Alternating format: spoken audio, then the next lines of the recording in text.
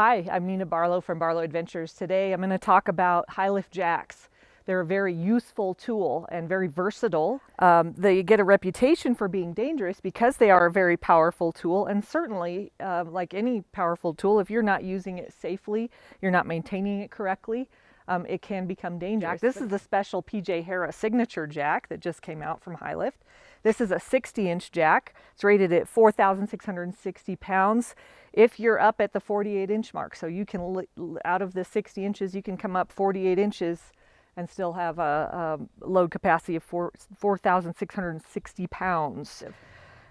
Just to introduce some of the anatomy of the jack. Of course, the easy part here, we have the handle, the shaft here, or the standard. Then we have the runner, the large runner and the small runner. And in here you can see attached to the large runner is what I call the nose of the jack. This is kind of the lifting part, the business end, so to speak. There are some important things that you need to inspect before and after every use. The climbing pins, these need to be able to move freely in and out of these holes in the standard as they climb up and down the jack. So you can use even just a toothbrush. I put a toothbrush with a little WD-40 through these holes on occasion. I also use a toothbrush to clean any debris and dirt that gets in those climbing pins. The cross pins right here, they need to be able to move freely along this little lip of the running gear. So make sure that that is clean and lubed, free of debris. The shear pin, you can inspect that. This is the built-in fail-safe of the jack. If this fails, the jack just seizes up. The standard doesn't bend in half or anything crazy like that. These pins don't come flying out. So you can inspect that, make sure that that's not showing any signs of stress. And then along the edge of the shaft, so here is a nicely operating jack. Watch those climbing pins go in and out. Click, click, click. That's how it's supposed to work. All right. Now, the weight of the vehicle is held, the climbing pins are pulling some of the weight. However, the side of the shaft here, as the running gear rocks back and forth as you climb, these sides are bracing the weight of the vehicle. So it's important that these are clean and free of debris, but not necessarily super lubed up. So just keep that in mind. All right, let's start with a few important things on safety. So first and foremost, the vehicle you're jacking needs to not only be in park, but ideally it's also in four-wheel drive so that you're parked in all four wheels. You can always chalk the tires for added safety. And in any good stuck assessment, you have thought 2 or 3 steps ahead and thought about, as I'm jacking up this side of the vehicle, what's going to be happening on the other side, what's going to happen with weight distribution as I start to pivot the vehicle this way.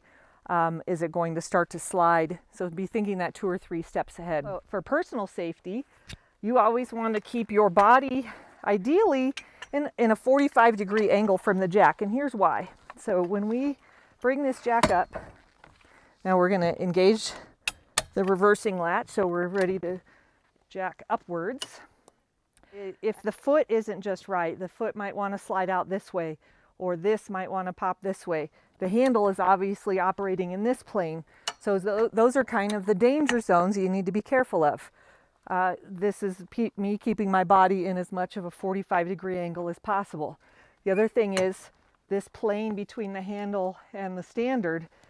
If you have your head down in there, that's a danger zone. Try to keep your head and your hands out of there. You'll notice I'll have this hand maybe on the outside of the jack from time to time. I'm never going to have my thumb right here. Now, leverage-wise, basic leverage is you want to be out here on the end of the handle.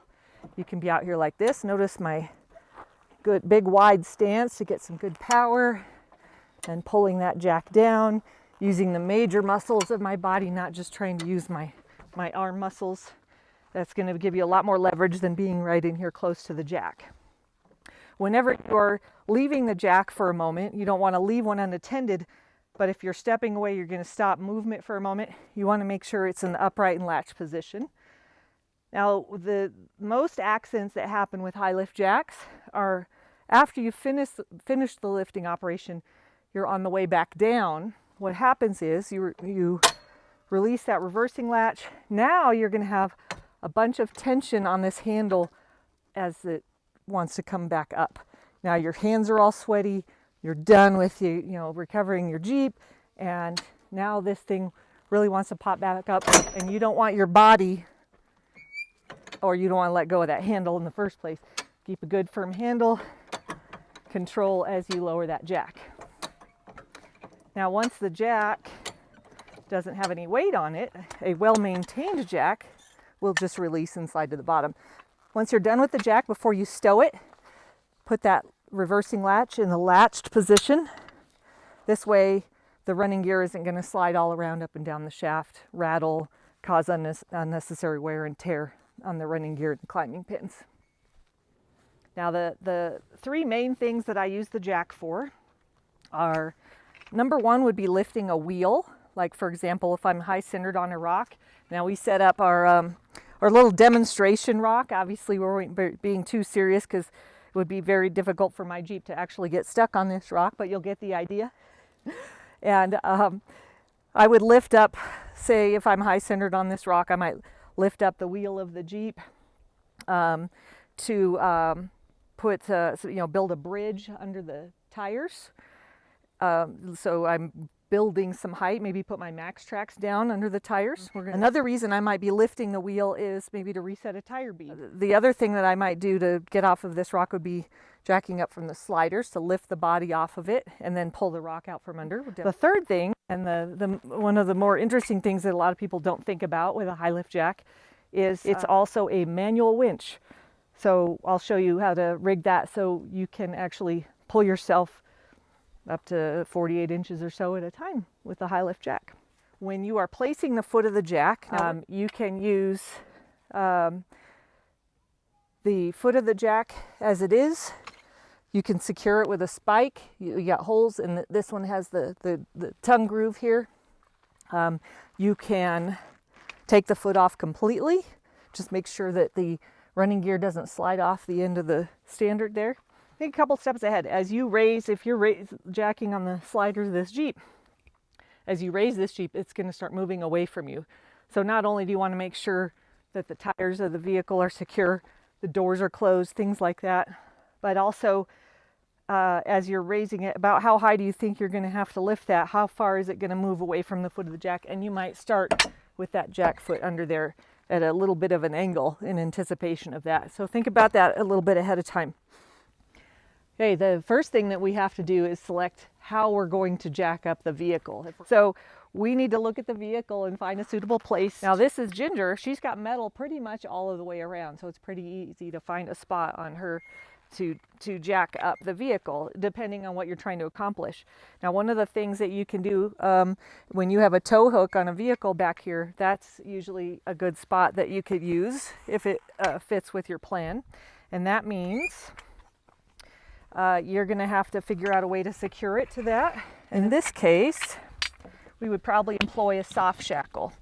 And now I can set up my jack this way, jack up the vehicle that way. If I'm over here on the side of the Jeep, obviously I've got some nice sliders to jack on. Now the Rubicon factory sliders can be jacked on. However, what you need to notice is the distance between where the nose of the jack is contacting the slider and where the body is. And this is true with any vehicle. So you want to be mindful of, as this moves, how close you are and how maybe concerned the owner might be with scratches on his or her vehicle. On the front of the vehicle, so she's got an aftermarket bumper here, and you can see that I can't necessarily just stick the tongue under this bumper. There's not a safe point that's going to attach to.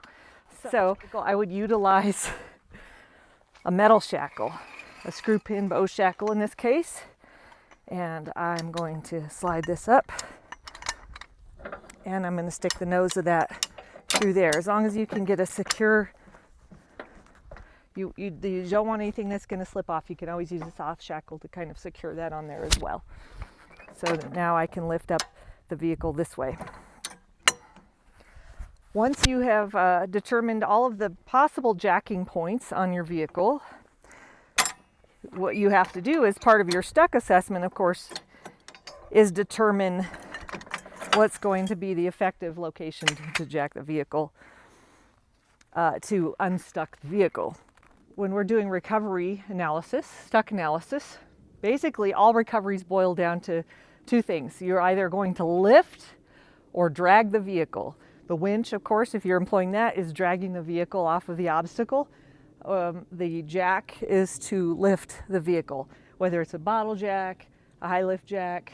That's a form of lifting. If you are lifting anywhere on the body, you are lifting the body of the Jeep up. If you're lifting on the sliders or the bumper, you're lifting the body of the Jeep up. So your components down here, your driveline components.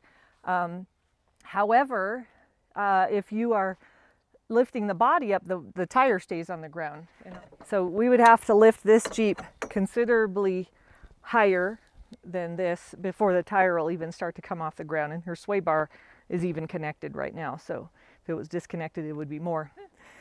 Okay, the second option for lifting the Jeep up in our big, huge rock scenario here is to employ, this is one of my favorite accessories, the high lift mate. This is great for lifting off certain bumpers, most wheel types. Now, of course, this isn't going to work with a wheel that is doesn't have holes in it. But as opposed to just trying to stick the nose of the jack right in into the wheel, we can more securely lift this wheel by employing this lift mate. We stick that right on the nose of the jack. Now you can choose to which holes you choose to put the hooks in might depend on the style of your wheel, what's getting kind of close to your brake rotors, also where this is going to contact your sidewall, because if you put it in kind of wrong position, it wants to sort of peel your tire off of the wheel, especially if you're aired down. Okay, now we've lifted the wheel off the ground. We can place our max tracks or maybe some rocks or things under there that allows the vehicle to now clear the obstacle and drive off on its own power. Okay, the third way that we like to use the high lift jack is as a manual winch. Most of us have winches on our vehicles. If we do, they're on the front, right? Sometimes you need to go backwards, or maybe you don't have a winch at all. But if you have a high lift jack, you have a manual winch. So we've set this up as a manual winch right through here. You can see we've got the tree strap going around our big hefty tree, and it's connected to the top of the jack with a screw pin bow shackle. On the other end of the jack, a couple of things that are going on here. Number one, we remove the foot of the jack so it's not impeding the line. I use a winch line extension on this end because it's easily adjustable to the perfect length to take up as much slack as you need. But sometimes you might just be you could use a chain. High lift comes with a setup there. You can use the chain to adjust your length, or just the right length of strap, as close as you can get. Now, Ginger there is in neutral. She's got the front tires chalked. She's about 6,200 pounds. And I just took up the slack here. I'm going to engage the reversing latch, and we're going to pull her up. Once we get full tension on there, you'll see her start to move 1 inch at a time. Now, you want to try to keep your running gear out of the dirt as much as possible. And you can see as we get some tension, this is going to come off the ground. And now it's also going to want to spin around on you. So this is where if you have a friend, it's really convenient to get your friend to hold the shaft and you operate the handle. But you don't always have the friends. So here we go. Is she moving? All right. So that can be reset as many times as you need to, or you can rest as often as you need to. There we go. And that's how you manually winch with a high lift jack.